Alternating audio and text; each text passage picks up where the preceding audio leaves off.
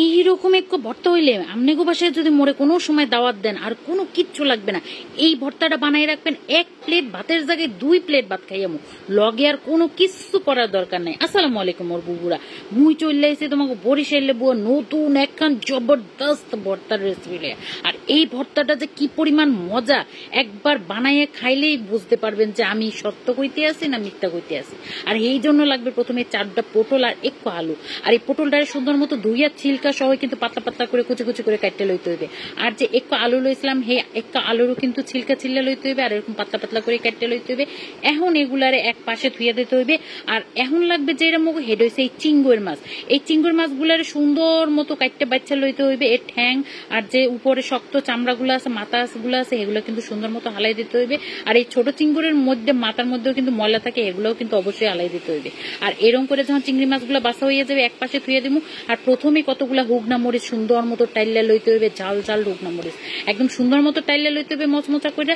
Hair পর প্যানে তেল ছাড়াই দিয়ে দিতে হইবে কতগুলো রসুন আর পেঁয়াজ, যেগুলোর মুই লবণ দিয়া একদমই অল্প তেলে ভাজা ভাজা করে লইতে হইবে লাল লাল পর্যন্ত। যখনই অর্ধেক ভাজা ভাজা হইবে সেই পর্যায়ে দিয়ে দিতে হইবে এই চিংড়ি মাছগুলা।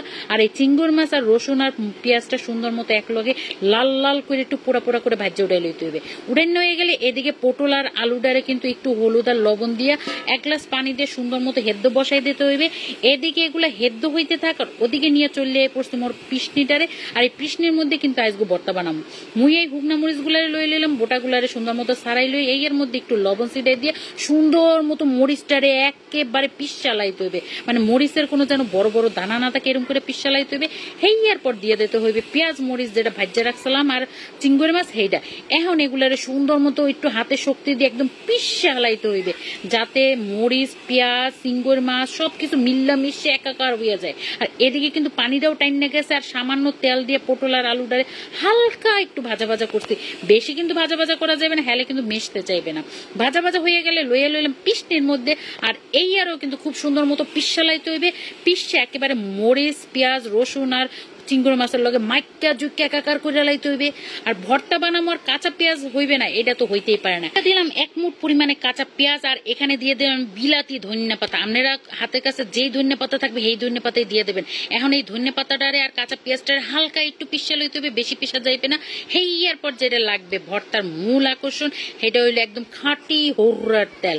সেই তেলটা দিয়ে সুন্দর মতো ভর্তাটারে মাইকা জুইকা একাকার করে লাইতে হবে। এখন হাত দিয়ে হগল কিছু মাকা জাকা হইয়ে গেলে দেখবেন যে ভর্তা একেবারে রেডি।